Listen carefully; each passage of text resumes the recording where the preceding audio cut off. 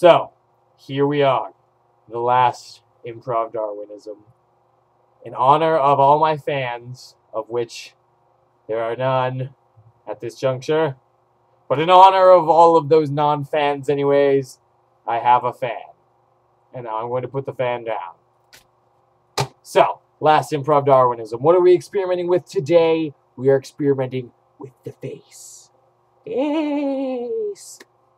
So, I had them do a little bit of an exercise, working with face, and how the face influences the body, and how to respond off of other people's faces. And so we just played around with the face for good, I don't know, like 5-10 minutes, not a long time. And then we did this new game that I developed. This is my pride and joy, probably my most original and my proudest game that I have in my repertoire of new games. And I call it Facebook. It's evolved a bit since its original incarnation. The original idea is not particularly. It's just an adaptation. Again, it's another adaptation of an old game, but it eventually evolved into something really fun and exciting, as you'll see. So the way that Facebook works is you get a suggestion for a book title, and the structure of the story of the game is that you have one of the improvisers tell a story. Now, to help fuel their story, they are given suggestions by the other improvisers in a line next to them, who they will point to, and that improviser will make a face. Then the person telling the story, the improviser telling the story, has to take whatever emotion or whatever idea is generated by the other improviser's face, and they have to find a way to incorporate it into the story. So that's the first version of Facebook. I call it Facebook version 1.0, and this is how it turns out.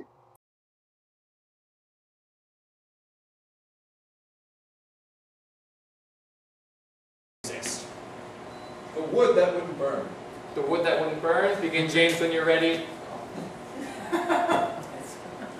Once upon a time, Thomas, the little orphan boy who lived in town, went out into the woods.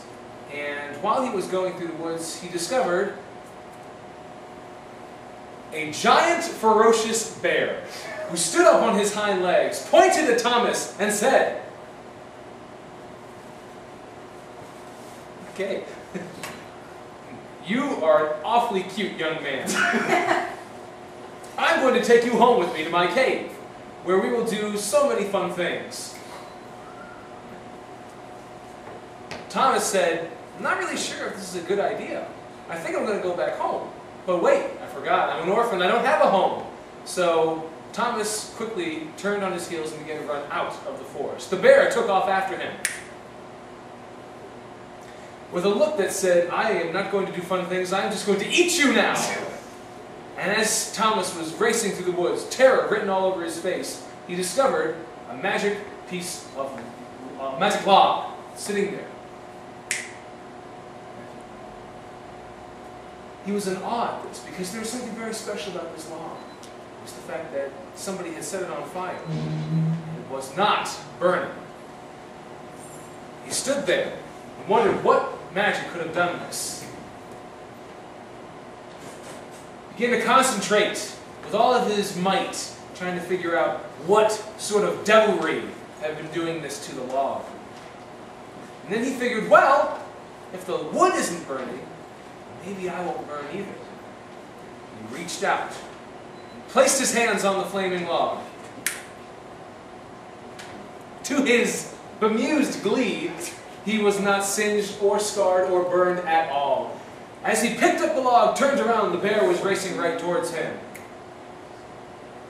The bear stopped, puzzled, thinking, what is this black magic that this strange young man has brought to the woods? He's not being burned. Thomas was so happy about this that he quickly picked the log up and threw it at the bear with all of his might.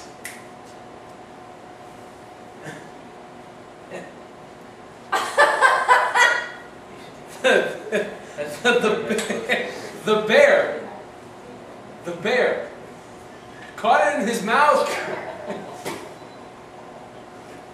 and found out that he was not as blessed as Thomas was with this magic log. His face was engulfed in flames. The bear fell to the ground, screaming. Thomas felt so sorry for the bear. He went over and put his face out really quickly by beating it.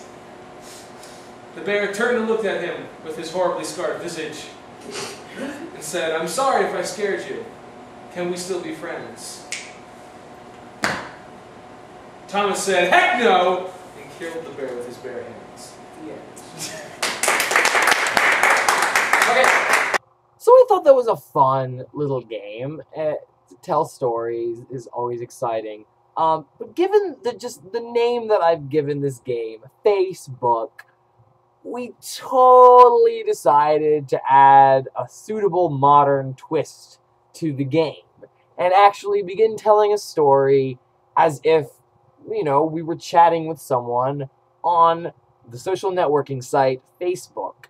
And so we added a very Facebook feel to it. We added some new things to the game. We still have people on the ensemble giving support to the main storyteller, but they give support now more in the form of comments, added comments, or titles to things that we will name, such as notes. They'll give note titles. Sometimes there'll be pictures. Sometimes I'll point at them and they'll form a picture. Or sometimes they'll make a video. I'll point at several and they'll make a video and have to act out a little video. So we gave it a feel like Facebook. They can even, you'll see at one point in time, I'll ask for likes and they'll put a thumbs up. Or, you know, one or two of them will put a thumbs up. We just gave it a feel as if, you know, you were reading a story or reading someone telling you something on Facebook. And it was a lot of fun. The game's still evolving. We're still kind of adapting it and trying to even make it suitable for an audience because it's just that much fun. So this is Facebook version 2. Enjoy.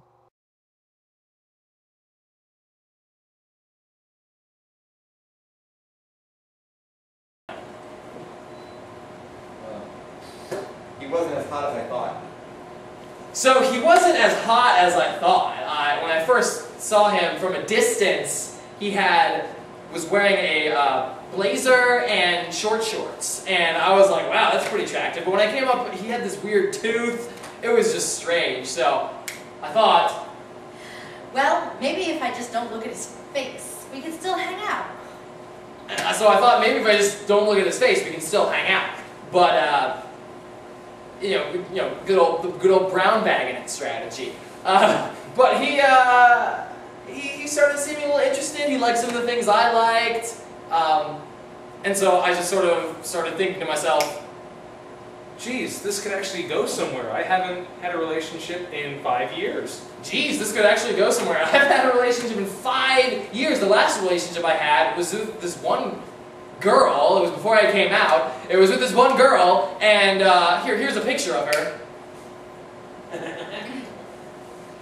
Her name was Isabel. She had a badonkadonk. Crazy badonkadonk. But, you know, girls just eventually figured out that it didn't do it for me, and I wanted a guy with a badonkadonk. So, I decided to give this guy the time of day. We went out to A picnic out in the park that was in the middle of the city where all the other people were, and I knew they'd see us together. likes. Okay, one person liked that. One person liked that idea. It was my mom who liked that idea. She's a bit of an old school romantic, but the picnic was great. He really seems to understand me, but I'm not quite sure. So I ended up writing him this long Facebook message. I titled it, Take a look at my chest hair. "Take a look at my chest hair," and this is what I said in it. Hey dude, I thought that maybe you would really like to take a look at my chest hair. I have the coolest chest hair that anyone has ever seen. I actually have chest hair that spells out my name, and I totally didn't shave it like that or anything. What do you think? Okay, so that's what I told him. It was all an elaborate ploy to just make him so weirded out by the fact that I have rockin' and kind of weird chest hair. I don't really actually have rockin' and kind of weird chest hair, but I figured, in fact, here's a picture of my chest hair. As you can see, bare as a baby's bottom, but I was trying to weird him out so that he wouldn't want to date me. Because it just wasn't working out, but it turned out he was actually turned on by it. He sent me a video. I will always love you, yeah. I didn't know he could play guitar, but, you know, I just was actually kind of sweet. It was kind of sweet in the end. So I got a bunch of my friends together and sent him a response video. Hey! Go Good for idea! I like him! it. Yeah. Good guy! Good chest hair. Pretty awesome! Everyone should date him.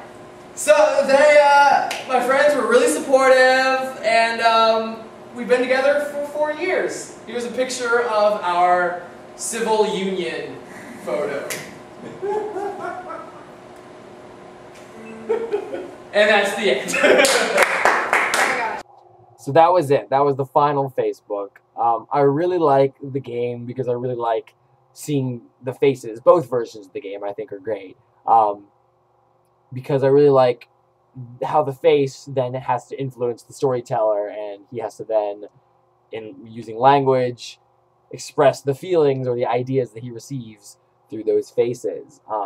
The faces are what really drive this scene. The images are what really drive this scene. I think more than any score that I've created over the course of this project, this one I think incorporates the most formal elements. You have imagery at work, you have faces primarily at work, you have language, and all in all, the use of the body in this pretty simple game, I think is just ultimately a great